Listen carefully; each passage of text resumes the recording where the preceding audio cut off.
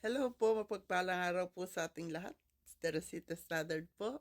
Ah, Nagpapasalamat po ako sa mga nanonood ng aking reels at saka sa TikTok, YouTube.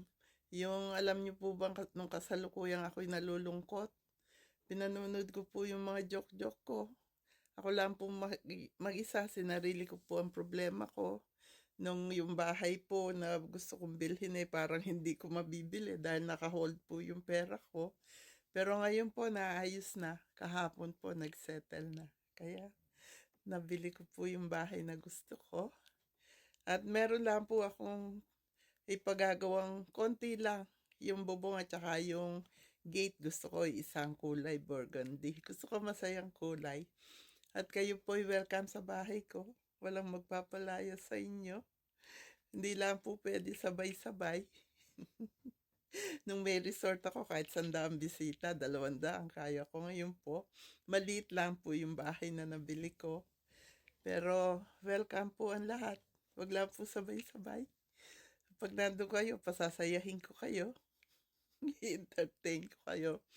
Sa TikTok po, yung mga nililipsing ko, yung mga joke-joke ko, nakalibang po sa akin yan. Nung araw na wala akong mapagsumbungan, si God po kinakausap ko.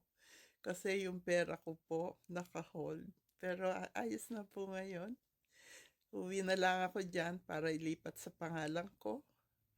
At masaya po ako. Yung employer ko, tinulungan ako at kinausap niya rin yung sa bangko. Sabi niya, alam ko kung saan lahat galing ang pera niya. Nagtatrabaho yan sa akin. Hindi yan masamang tao. Hindi yan gagawa ng illegal. Tumutulong pa nga sa iba yan.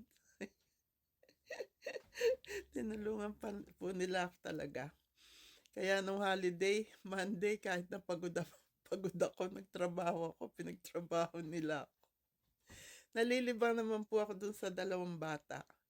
Mahal po nila ako. Tsaka ngayon po masaya nga ako dahil nabili ko yung gusto kong bahay sa Pilipinas. Hindi po siya malaki. Kasya lang po tayong lahat. Kahit po nagdaan ako sa kahit gaanong kalungkot, ah, pag-iisip, ini-stress ko po yung sarili ko. Kahit sabihin ni God, siya bahala. Ini-stress ko yung sarili ko, kaya ako nagkasakit. Hanggang ngayon po may sakit ako. Kaya bigyan niyo po ako ng pagkakataon na maka-recover sa katawan ko. Dahil hindi po ko konting stress ang inabot ko. Friday po, wala po muna tayong live stream. Okay po?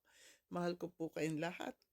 Happy day, happy night, happy life, happy, peaceful, healthy, and blessed world to all. I love you all. God bless us all.